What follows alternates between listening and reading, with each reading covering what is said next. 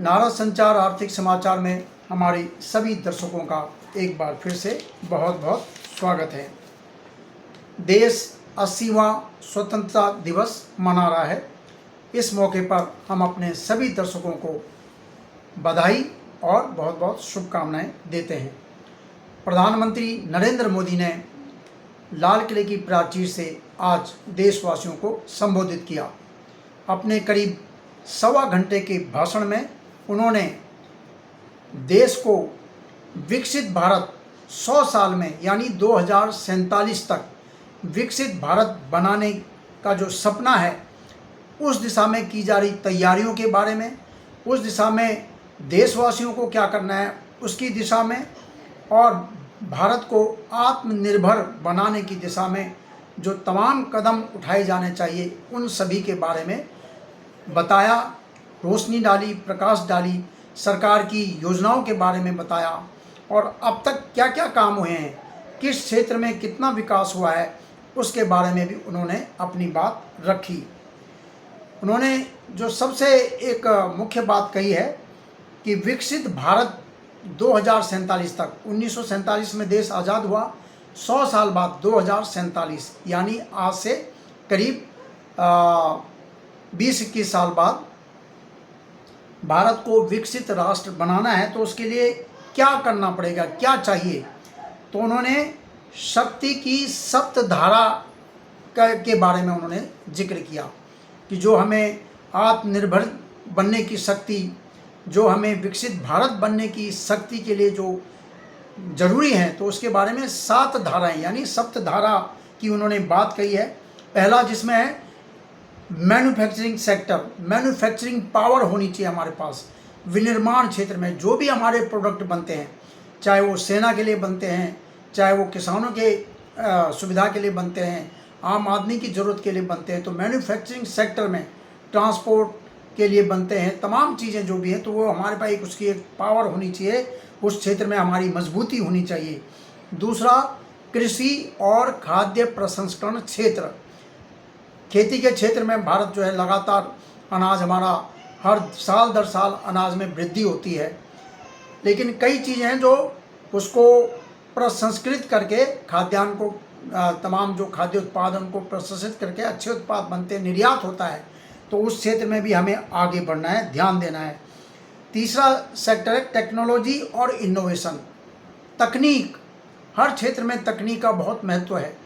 नए नए प्रोडक्ट, क्या तकनीक उसमें होनी चाहिए, क्या टेक्नोलॉजी होनी चाहिए, तो उसमें नई खोज होनी चाहिए, इनोवेशन, तकनीक के क्षेत्र में इनोवेशन। और चौथा है गति शक्ति, seamless fast connectivity, transport sector, railway हो, हवाई जहाज हो और आपका वाहन हो, हर क्षेत्र में जो है ये गति शक्ति की उन्होंने बात की है कि ताकि संपर्क देश में कहीं भी आना जाना हो, वो मार्ग जो है बहुत बेहतर हों, अच्छे हों। पांचवा, रक्षा शक्ति, डिफेंस के क्षेत्र में भारत को आत्मनिर्भर बनने के लिए रक्षा क्षेत्र में भी मजबूत होना होगा, आत्मनिर्भर बनना होगा। तमाम चीज़ें हम विमान हैं, लड़ाकू विमान हैं, हेलीकॉप्टर हैं, तोप हैं, पनडुब्बी हैं, तमाम हम आयात करते हैं, विदेशों से मंगाते हैं। तो इन क्षेत्रों में हमें आगे बढ़ना होगा, अपनी रक्षा तैयारी को मजबूत करना होगा। ये उन्होंने पांचवा जो सप्तधारा के बारे में बताया कि क्या क्या करना है विकसित भारत के लिए, पांचवा ये है। छठा बोला है हरित ऊर्जा, हरित कार्यक्रम, ब्लू इकोनॉमी, मतलब जलवायु परिवर्तन जो पूरी दुनिया में आज मौसम में जो उठापटक मची हुई है, मौसम बड़ा अस्थिर सा हो गया है, तो ये सब चीज़ें कहा जा रहा है कि कार्बन डाइऑक्साइड, कार्बन उत्सर्जन ज़्यादा हो रहा है, उसी वजह से मौसम का मिजाज बिगड़ गया है। तो उसके लिए हरित इकोनॉमी, जैसे कि आप देख रहे हैं कि बसें चल रही, पहले डीजल से चलती थी, बहुत धुआं निकलता था, अब उसकी जगह पे सीएनजी आई, उसके बाद जो है ये इलेक्ट्रिक वाहनों की बात की जा रही। तो ये हरित इकोनॉमी की बात है। बिजली से रेलवे चल रहे, पहले डीजल के इंजन से रेलगाड़ी चलती थी, कोयले से चलती थी, कितना धुआं निकलता था, अब जो है बिजली से चलती, तो वो हरित इकोनॉमी है। और ब्लू इकोनॉमी, समुद्री क्षेत्र, समुद्री क्षेत्र में कितने उत्पाद निकलते हैं, मछलियाँ निकलती हैं, झींगा उत्पाद होता है, तो वो ब्लू इकोनॉमी को भी प्रोत्साहन देना है। तो हरित क्षेत्र में और ब्लू इकोनॉमी उसको भी हमें वहाँ पर ध्यान देना है, उसमें भी आगे बढ़ना, निर्यात बढ़ाना है। निर्यात बढ़ाना बहुत ज़रूरी है। देश को विदेशी मुद्रा की आवश्यकता है। हमारा निर्यात एक्सपोर्ट कम होता है, इंपोर्ट ज़्यादा होता है, घाटे का चल रहा है। तो वहाँ हमें उस खाद्य प्रसंस्करण क्षेत्र का भी निर्यात बढ़ाना है, हरित क्षेत्र में भी काम करना है और ब्लू इकोनॉमी को भी बढ़ाना है। और सातवां बोला है सॉफ्ट पावर। जो भारत की सॉफ्ट पावर है उसमें तमाम हमारी जो संस्कृति है, पर्यटन है, धरोहर हैं, पर्यटन का विकास करना है। ज़्यादा से ज़्यादा लोग भारत की तरफ आकर्षित हों, हमारे देश में भ्रमण करने आएँ। उनको आकर्षित करने के लिए हमें अपनी सॉफ्ट पावर की जो हमारी ताकत है उसको जो है उसका इस्तेमाल करना है, उसको आगे रखना है। तो ये 7 बिंदु गिनाए हैं सप्तधारा विकसित राष्ट्र बनाने के लिए। और भी तमाम उन्होंने युवाओं को संबोधित किया, महिलाओं के लिए उन्होंने नारी शक्ति वंदन सहयोग की बात की है।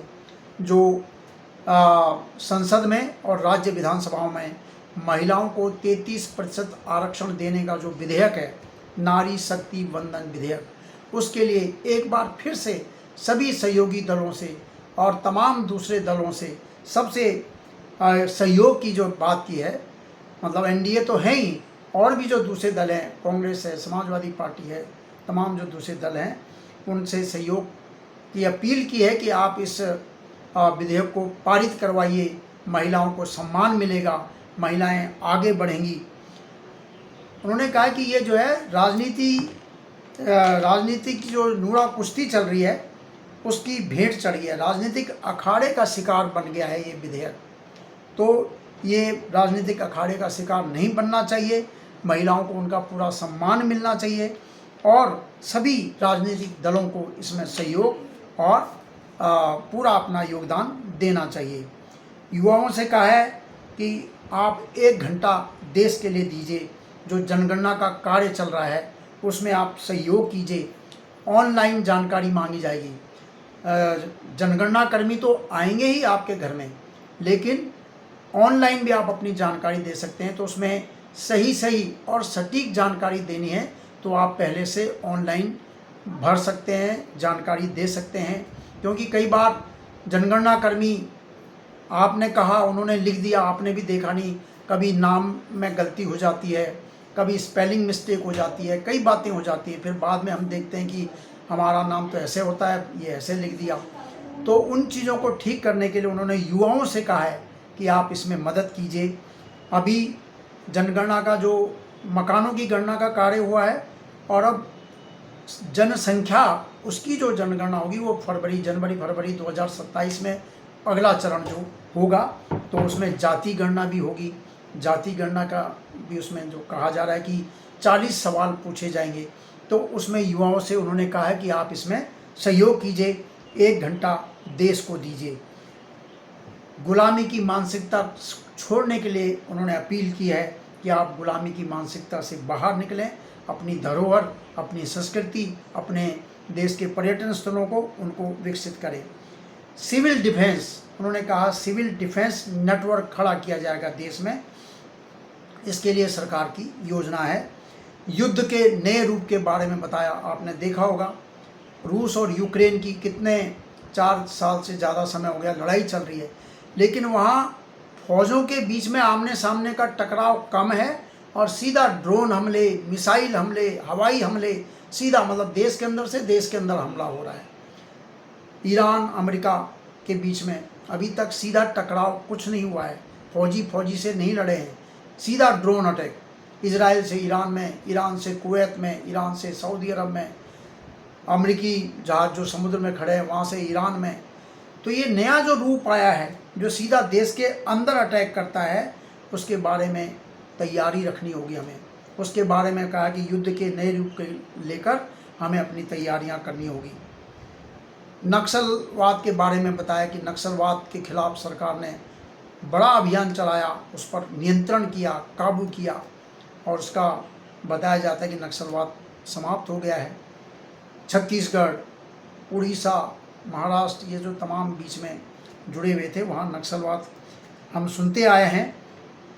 तो सरकार ने उसके खिलाफ युद्ध छेड़ा, लेकिन ये कहा है कि अभी भी कुछ दिमागी नक्सलवाद, जो दिमागी जिनके दिमाग में नक्सलवाद है, वो मौके की तलाश में हैं। वो दिमागी नक्सलवाद अभी समाप्त नहीं हुआ है। इसके बारे में हमें समझना होगा, देखना होगा, और क्योंकि ये अभी भी मौके की तलाश में है। नशा मुक्त भारत को नशा मुक्त करना है। युवाओं में नशे की लत जो बढ़ती जा रही है, उसके लिए उसको समाप्त करना है। उसके लिए सरकार ने 100 दिन का जो पूरे साल भर का कितने का अभियान अभी शुरू किया है। खेलो इंडिया, युवाओं को बोला है जो खेलेगा वही खिलेगा, प्रोत्साहित किया है। खेलो इंडिया के लिए युवाओं को संबोधित किया है कि आप आगे बढ़िए, मेहनत कीजिए।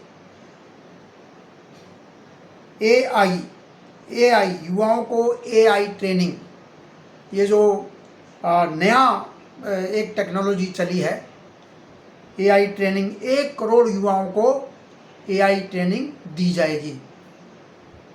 कृत्रिम मेधा जिसको कहा जाता है, तो उसके लिए उन्होंने घोषणा की है लाल किले की प्राचीर से। युवाओं में शुरू से ही, बचपन से ही, मतलब जो किशोर होता है, किशोर अवस्था से ही नई नई खोज करने के बारे में लगन पैदा करना, उनके दिमाग में इस तरह की बातों को भरना। उसके लिए अटल टिंकरिंग लैब जो एक शुरुआत की है उस समय से, तो उसमें कहा कि देश भर में ऐसी 100 शोधशालाएँ, प्रयोगशालाएँ स्कूलों में खोल दी हैं सरकार ने। तो उसमें युवाओं को नए नए शोध करने के बारे में उनको प्रेरित किया जाएगा, उनको उनके हवाले ये कर दिया गया है। उद्योगपतियों से कहा कि फॉर्च्यून 500 कंपनियां, एक लिस्ट बनती है, फॉर्च्यून 500 कंपनियां कौन कौन सी हैं, तो उसमें कम से कम 50 कंपनी भारत की होनी चाहिए। दुनिया की 500 बड़ी कंपनियों में जो फॉर्च्यून 500 लिस्ट बनती है फॉर्च्यून की, उसमें कम से कम 50 कंपनियां भारत की होनी चाहिए। उद्योगपतियों से ये कहा है, उनको कहा है कि आप इसमें आगे आइए। आर्थिक सुधार, नेक्स्ट लेवल ऑफ रिफॉर्म की तरफ, रिफॉर्म एक्सप्रेस हमें शुरू करनी है, उसके बारे में उन्होंने कहा है कि हमें अब सुधारों के अगले चरण की तरफ जाना है। एमएसएमई को बोला है, आप जो मौके आ रहे हैं, हम एफटीए कर रहे हैं 40 देशों के साथ, फ्री ट्रेड एग्रीमेंट। अमेरिका में लगातार इस तरह की बातें हो रही है कि जो भी हम रूस से तेल खरीदेगा उस पर 100% ड्यूटी लगाएंगे। वहाँ की सीनेट में प्रस्ताव पास हुआ है। भारत, चीन और 1-2 देश और हैं जो रूस से ज़्यादा तेल खरीदते हैं, तो सीधा असर भारत पर पड़ेगा।